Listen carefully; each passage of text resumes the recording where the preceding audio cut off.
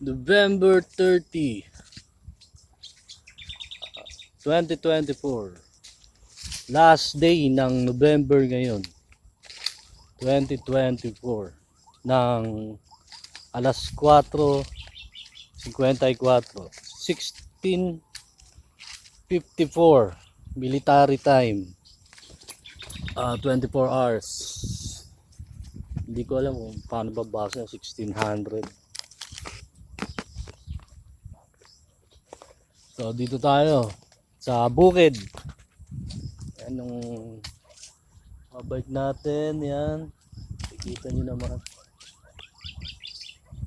Mga baho natin. Duyan, bag.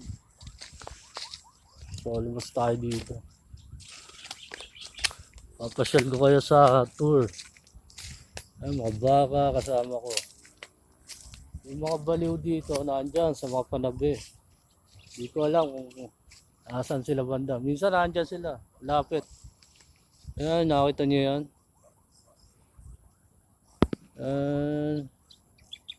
Yan. Nandyan. So,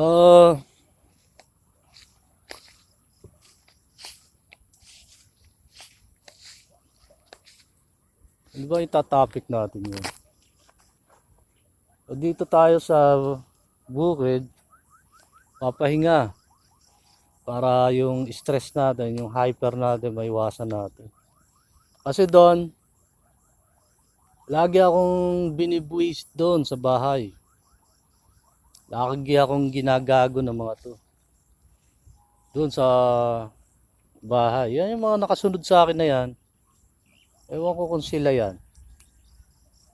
O iba yung nandun o iba yung nandito. Tapos, gagawin nila akong siraulo. Kasi nga, ako nga lang mag-isa rito. Lagi ako nandito. Gagawin nila akong baliw-baliwan dito. Ngayon, kung walang nalalaman yung mga tao, hindi ako magsasalita rito. Aba, magmumukha talaga akong baliw sa ginagawa ko dito. Totoo, hindi. Magaling gumawa ng palabas ng mga gagong yan. Ayun, may pahawd-hawd pa mga gago. Nandito lang malapit. Oh.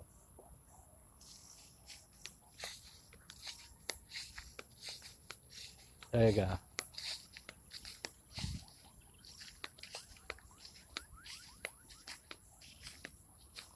Gumagalaw din.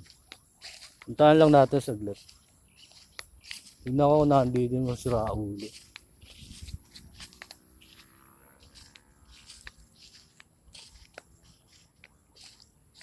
Ay, hindi. Baka pala.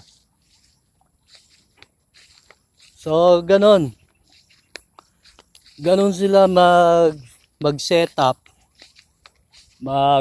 Gumawa ng palabas. O, pag napapunta na nila kayo doon sa gusto nilang mangyari, gagawan ka na ngayon ng kwento ng mga gagong yan. Dito. Kaya nga, nako, kung kung mahina-hina ang pakiramdam mo, mahina ang utak mo, nako, sasabihin ko sa iyo, baka saan ka damputin, baka saan ka lumaglag, o hindi ko alam, lalo na kung tatakot-takutin ka pa, madala ka sa mga pagulat-gulat na mga gagong to. Nako, hindi ko alam. Baka hindi ko alam kung anong mangyayari sa iyo. Diba? Alam nyo, kung may baril lang ako ngayon, sasabihin ko sa inyo, sisimulan ko agad yan doon. Tatandaan nyo sinabi ko. Tagal ko nang hihingi ng baril dito sa mga tropa dito. Halos kamag-anak ko yan nandyan sa bunga. Kahit isa walang nagbigay sa akin. Ang tatapang eh. Utang na, ako lang palang awit.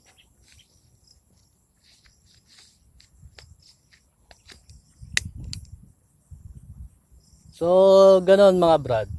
Sabi ko sa inyo, nag-iisip ako ng itatopic kasi sayang naman nandito ako.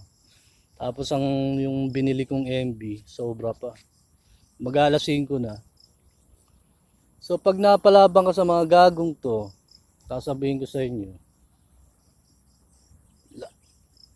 lahat ng tawag nito, lahat ng ano ba to?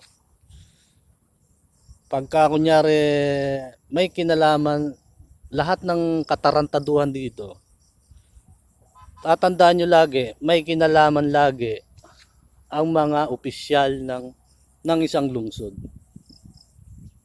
Tatandaan nyo yun. Kasi nagugulat nga ako itong mga dating danado, kwento ng tatay ko. May bata na sinaktan yung dating daan. Tapos nakakulong ngayon doon sa 13 yata. Tagal na yun. Kinuwento lang sa akin yun. Ewan ko kung totoo kasi itong mga siraulong to, sila yata yung mga nandyan eh. O gumagawa lang ng palabas. So, tatandaan nyo lagi kung may mga ganyang diskarte, kung may ganyang mga palabas na nangyari, tandaan nyo lagi, may kinalaman lagi ang mga opisyal ng lungsod. Halimbawa, unang-una sa lahat ang mga barangay. Pagka may nangyari mga ganyan dito, ang unang-una mong tatanungin, may nalalaman ng mga barangay. Barangay ba o mayor o congressman? Ngayon, sino ba nagpapaitwit sa akin dito? Sino nagpabugbog sa akin, nagpatarantado sa akin dyan? Sino nagpatira sa akin dito sa Bagtas? Pag yan, lumabas lahat yung mga bidyong yan. Pasasabitin ko lahat yung mga putang inang yan. Wag lang sabihin ko, kahit kapraso na mailabas, tandaan nyo, wala naman akong sisinuhin sa inyo eh. Sino ba kayo? Tanginang nyo. Diba? Unang-una sa lahat, kailangan mo ng tibay ng loob. Paghaharap ka sa mga demonyo. Hindi pwedeng puro aral lang ang hawak mo. Sabi nga ng mga apostol doon, aba, kailangan mong maging matapang. Yung pala ang ibig sabihin ng mga apostol noon. Na kailangan mong tapangan o kailangan mong dagdagan ang lakas ng loob mo. Kasi hindi yung mga demonyong to, hindi basta-basta, ibang klase to. Kumbaga iba to, yung mga demonyong yan. Sabihin ko sa inyo, napakadami.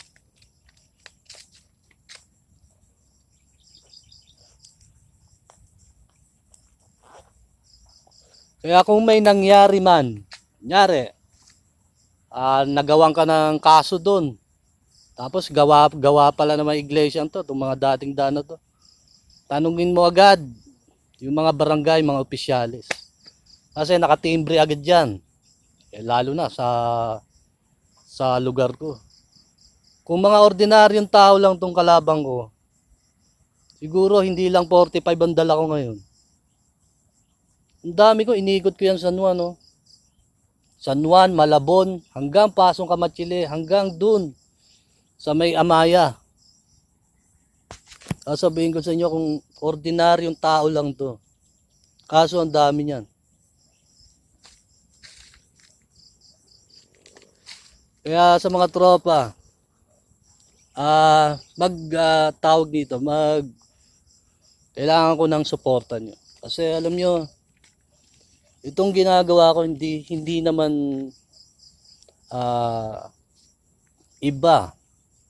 Kahit tanungin mo doon, yung isa-isahin mo yung mga tao, ano ba ginagawa ni Jan Jan? Iba, sabihin mo na lang, iba. Ibang iba. Ganun na lang sabihin mo. Anong iba? Hindi mo Hindi mo makikita sa ano yan eh, yung tawag nito. Hindi ka pa nakakita nun. May nakita na ba kayo na katulad ko? May nakita na ba kayo na katulad ko? May nangyari na ba dito sa buong Cavite, buong Pilipinas, sa Maynila na katulad ko? Meron na ba? Magbigay kayo isa. Yung mas mataas sa akin, yung mas malakas sa akin, yung ibang klase rin, yung ibang iba rin. Meron na ba? Kaya babantayan nyo lahat ng palabas ng mga putang inan to. Kalimitan mga GMA, ABS. Pag nagawa na ako ng palabas dyan at na-set up ako, kasi kasama rin yung mga nanay ko doon, ako po. Kasama yung nanay ko, tapos sasabihin sa akin, pauwi yan. Ilang beses na ako napaaway sa sementeryo, sa pinagtipunan. Yan ang ginagawa nila sa akin.